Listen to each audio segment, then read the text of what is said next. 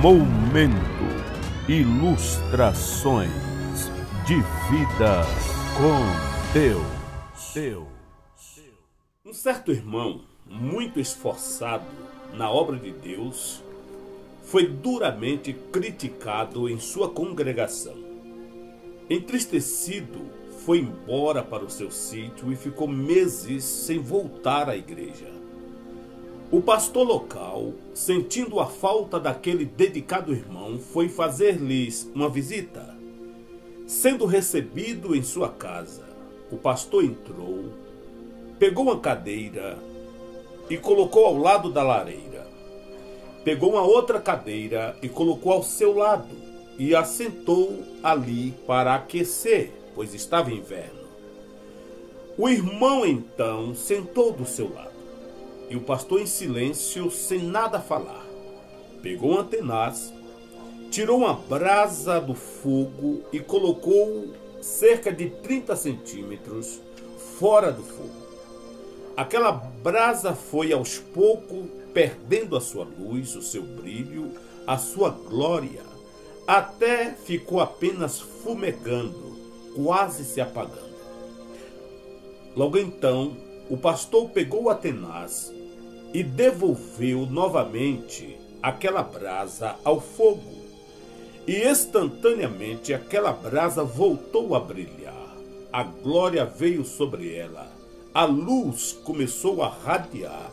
E ela então voltou a ser uma brasa completamente em fogo.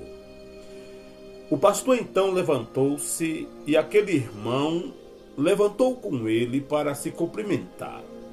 E o irmão então disse: meu caro pastor, eu compreendi a mensagem. Vou retornar às minhas atividades e fazer melhor que antes. Peço-lhes o seu perdão. Quero ser melhor que antes na nossa igreja, na nossa congregação. Não vou deixar que nada apague a glória de Deus em minha vida.